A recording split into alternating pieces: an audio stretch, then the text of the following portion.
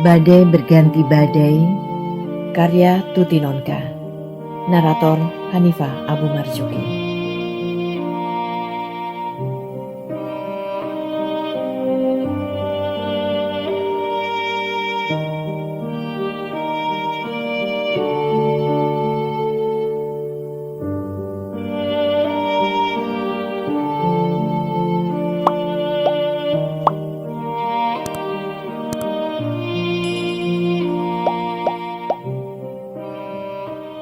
Biem yang mendengar ribut-ribut itu berlari mendatangi dari dapur.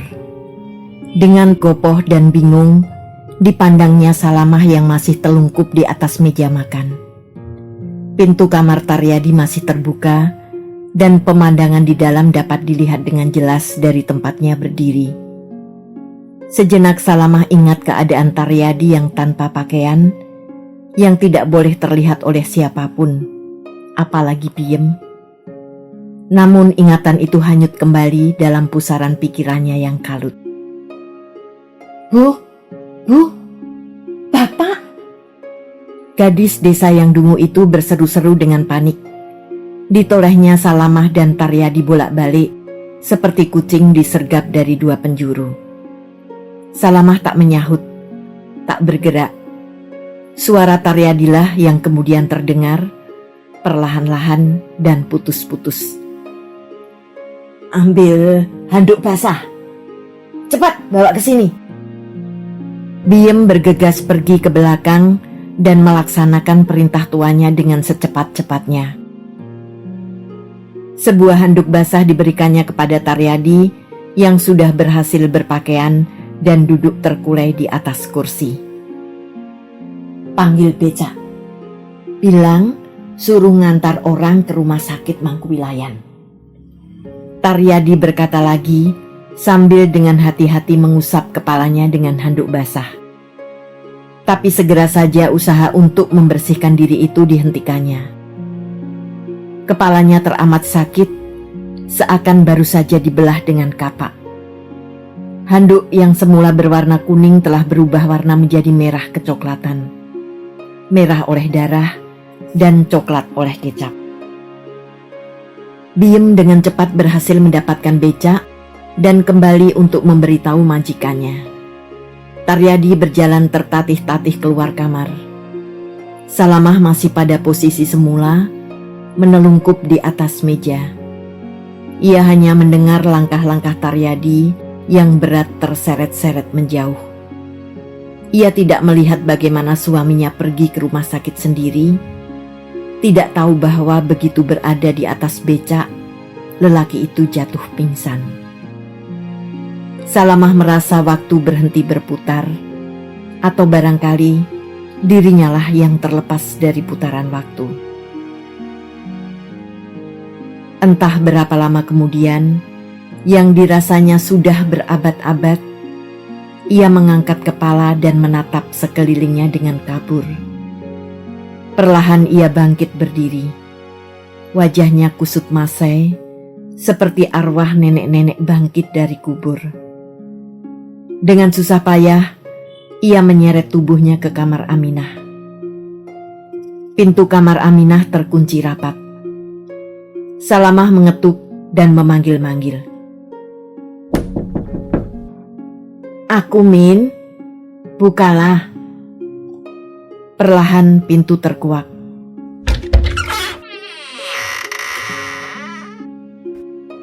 Aminah berdiri di ambang pintu dengan wajah bengkak oleh tangis. Rambutnya yang panjang terurai awut-awutan. Kepalanya tunduk, tak berani menatap Salamah. Keseluruhan diri gadis belia itu menunjukkan kehancuran dan keputusasaan yang teramat sangat. Salamah menerobos masuk dan menutup pintu kembali. Lambat-lambat ia duduk di tepi tempat tidur, menatap adiknya dengan mata letih oleh penderitaan.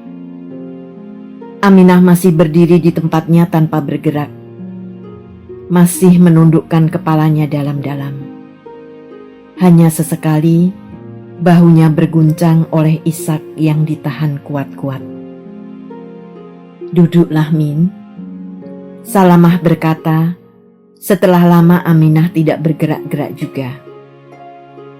Perlahan-lahan Aminah duduk di tempat tidur, berdekatan dengan kakaknya. Kepalanya tetap tertunduk dan bibirnya terkatup rapat. Bagaimana bisa sampai terjadi? Salamah bertanya, lemah, gemetar dan getir. Aminah menjatuhkan tubuhnya di atas bantal dan kembali terseduh. Lama Salamah diam, tak tahu harus berbuat apa. Aku sudah mau berangkat ketika Mas Taryadi datang. Aminah berkata terbata-bata. Karena tidak biasa pulang seawal itu, aku bertanya apakah dia sakit. Mas Taryadi menjawab ya, dan meminta agar aku mengerokinya sebentar. Sebenarnya aku enggan, apalagi sudah hampir terlambat untuk masuk sekolah. Tapi Mas Taryadi mendesak dan aku tidak berani membantah. Ia minta aku mengeroki di kamarnya. Aminah seperti tercekik dan tak dapat lagi melanjutkan ceritanya. Dan memang tak perlu, karena Salamah sudah tahu bagaimana kelanjutan cerita itu. Ia sudah melihatnya. Aku berusaha melawan, tapi aku tidak bisa.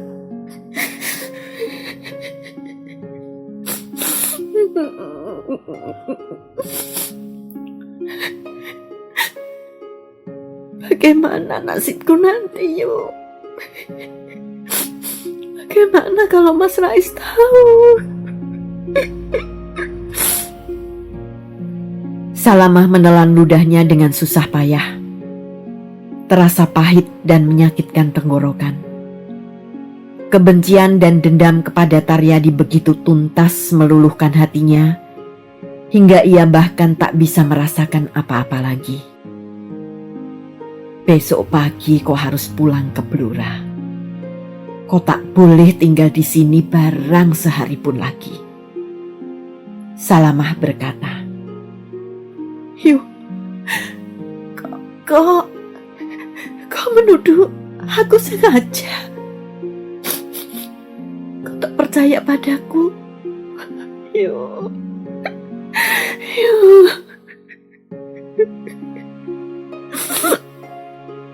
Aminah meratap dan menubruk Salamah dengan tangis makin menjadi-jadi. Salamah terperanjat. Tidak, Min, bukan begitu. Sahutnya cepat-cepat. Justru karena aku tahu ini bukan salahmu. Justru karena aku ingin menyelamatkanmu dari peristiwa semacam itu lagi. Walau sebenarnya sudah terlambat. Kau harus pulang ke Blora atau pindah ke rumah Yulamina. Dan Minah, aku minta untuk kebaikan semua pihak, terutama untuk kau sendiri. Jangan ceritakan peristiwa terkutuk ini pada siapapun. Tak ada untungnya sedikit pun kalau sampai ada orang lain tahu.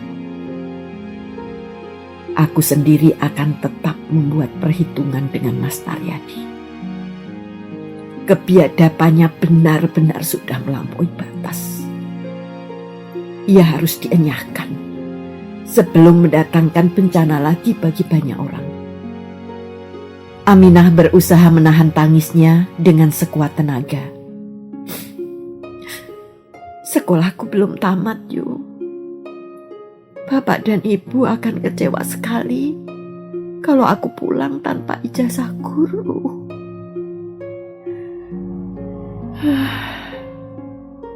Salamah menghela napas.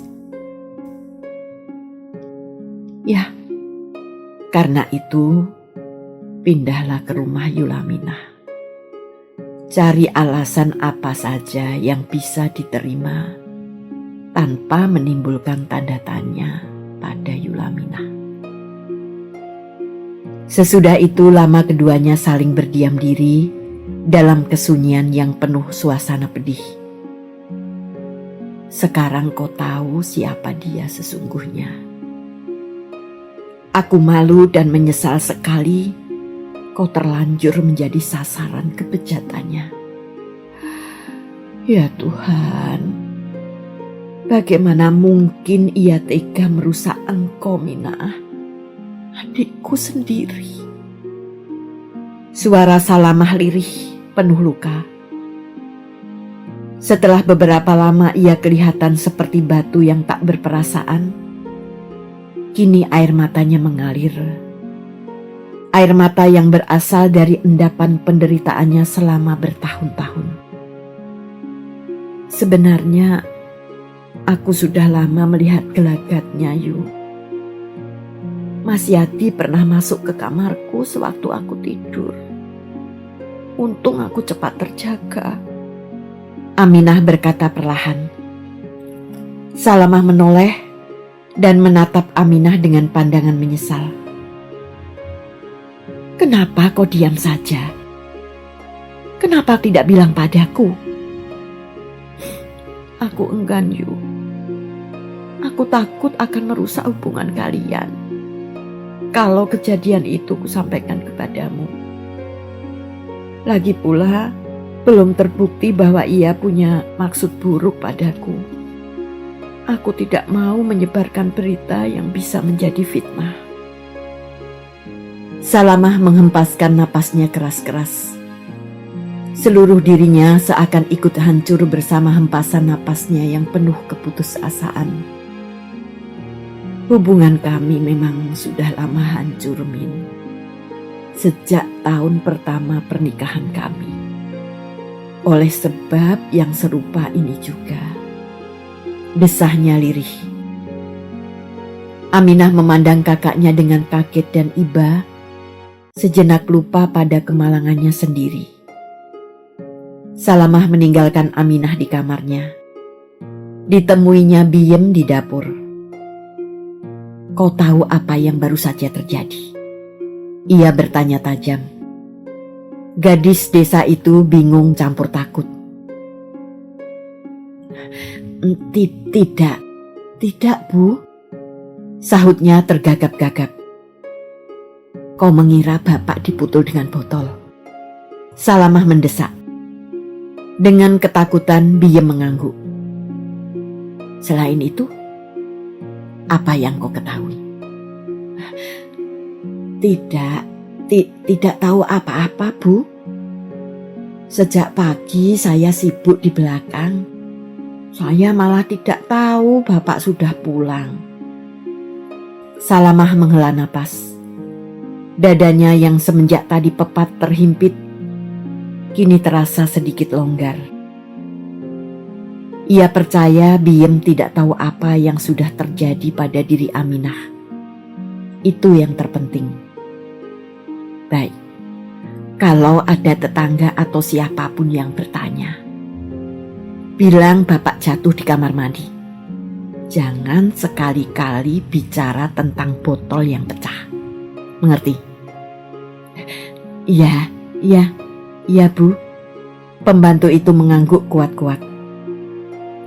Aku tidak mengancam kamu dengan hukuman apapun kalau kau sampai terlepas mengatakannya.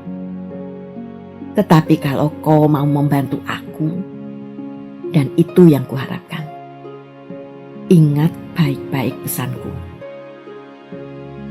Ya, Bu, saya tidak akan melanggarnya. Saya bersumpah. Salamah mengangguk puas dan pergi meninggalkan Biem yang masih bingung dengan pikirannya sendiri. Hari itu Salamah tidak kembali ke toko. Pikirannya terlalu kalut dan pepat untuk memikirkan urusan jual beli.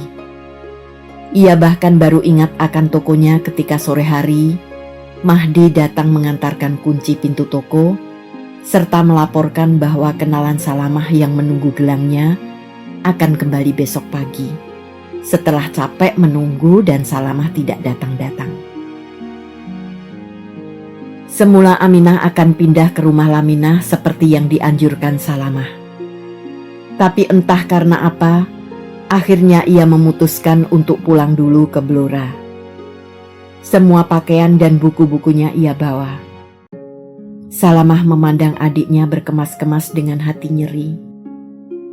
Sudah begitu lama dan begitu sering hatinya tergores, tetapi tak pernah terasa sepedih saat itu. Selama ini ia tak pernah peduli dan tak mau tahu perempuan mana yang menjadi sasaran Taryadi. Tetapi sekali ini, ketidakpeduliannya diobrak-abrik oleh lelaki itu. Dan ia dipaksa untuk menyaksikan kebejatan suaminya dengan mata terbuka lebar. Suasana rumah seakan terisi oleh kemuraman yang memendam dendam dan kebencian. Aminah tak berbicara sepatah kata pun. Wajahnya layu dan pucat. Semua sinar kebahagiaan dan harapan sirna dari wajahnya yang bersih polos, berganti dengan keping-keping keputusasaan yang parah. Kau akan pulang selamanya atau kembali lagi ke Jogja? Salamah bertanya ketika Aminah telah siap berangkat. Tak tahu yuk, pikiranku masih gelap. Aku tak bisa merencanakan apa-apa, sahut Aminah lirih. Salamah menatap adiknya tanpa berkata-kata. Aminah mengancingkan kedua tas besar yang akan dibawanya pulang, lalu berdiri menghadap Salamah. Sejenak mereka saling berpandangan, lalu bahagia menghambur Aminah memeluk kakaknya. Doakan Mas Rais masih mau menerimaku yuk, ia berkata dengan menabahkan diri. Salamah tidak dapat menahan air matanya. Dipeluknya adiknya erat-erat, diciumi pipi gadis muda belia yang sangat disayanginya itu dengan perasaan luluh. Aku menyesal sekali, Min. Aku merasa menjadi kakak yang sungguh tak berguna. Aku tak bisa menjagamu, bahkan di rumahku sendiri. Seharusnya dulu aku tak mengizinkanmu tinggal di rumah terkutuk ini. Bagaimana sekarang aku harus mempertanggungjawabkannya kepada bapak dan ibu, juga kepadamu sendiri. Bagaimana, Min? Sudahlah yuk, semuanya sudah terjadi. Dan bukan salah yuk Ama. Salahku juga yang tidak bisa menjaga diri. Sudah yuk, jangan menyalahkan diri sendiri. Asal Mas Rais masih mau menerimaku, biarlah semua ini kita kubur dalam-dalam. Aku tak ingin mengingatnya lagi. Asal Rais masih mau menerima, ulang Salamah dalam hati. Bagaimana kalau tidak? Ya, bagaimana kalau pemuda yang terkenal santri itu tak mau lagi menyunting Aminah yang sudah terkoyak-koyak kesuciannya? Bagaimana kalau ia kemudian mencampakkan Aminah dengan segenap kenistaan dan rasa jijik? Bagaimana gadis belia yang telah dilambungkan oleh asmara, kebahagiaan, dan harapan itu akan bertahan menanggungnya? Salamah merasa tubuhnya lemah dan sangsai. Orang biasa pasti akan tewas atau setidaknya gegar otak mendapat pukulan botol seperti yang dihantamkan Salamah ke kepala Taryadi. Tapi batok kepala Taryadi rupanya benar-benar kuat. Pecahan botol kecap sempat melukai dan merobek kepalanya, tapi tak sampai menimbulkan cedera yang fatal. Walau demikian, ia mesti dirawat di rumah sakit selama seminggu. Dan selama seminggu itu, tak sekalipun Salamah datang menjenguk. Bila dulu ia selalu berusaha menutupi keretakan hubungannya dengan suaminya, Kini ia tak peduli lagi pada keheranan tetangga dan kenalan-kenalan yang datang menjenguk Taryadi di rumah sakit dan tidak pernah menemui dia ada di sana. Biem yang tidak disuruh Salamah juga tidak berani menjenguk tuanya. Hanya Pramono, Budi dan Agus yang dengan rajin menengok ke rumah sakit.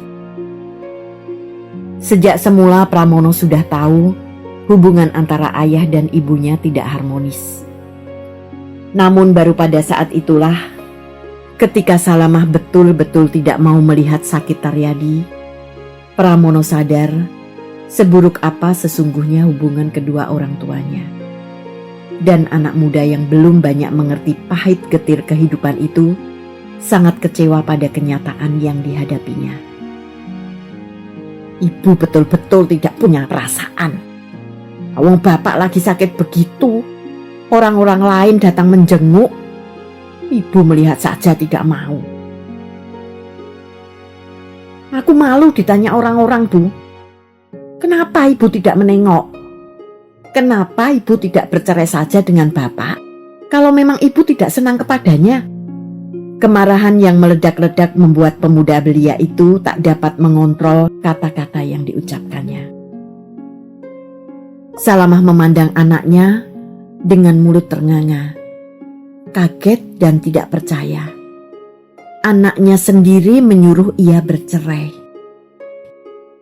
Anak yang dikandungnya dengan susah payah, dilahirkannya dengan segala penderitaan, memaki dan menuding-nuding wajahnya. Pikirannya seketika menjadi gelap. Ia kehilangan keseimbangan sikap yang selama ini dijaganya baik-baik di depan Pramono. Aku memang akan bercerai dengan bapakmu. Aku memang tidak sudi lagi hidup dengan bajingan itu. Kau lihat saja, serunya tak kalah marah. Mata Pramono terbelalak, mulutnya komat kamit. Ibu menyebut bapak bajingan. Suaranya tertahan-tahan. Ya, bajingan paling terkutuk. Kalau kau mau membela ayahmu, ayo, lawanlah aku. Ayo. Salamah berkacak pinggang dan melangkah mendekati anaknya. Wajahnya mengerikan seperti orang kesurupan. Pramono menatap ibunya dengan terpukau. Kemarahan dan kekecewaannya lenyap, berganti dengan rasa tercengang, ngeri dan takut. Perlahan-lahan ia mundur sampai menabrak dinding dan Salamah tidak mendekatinya lagi.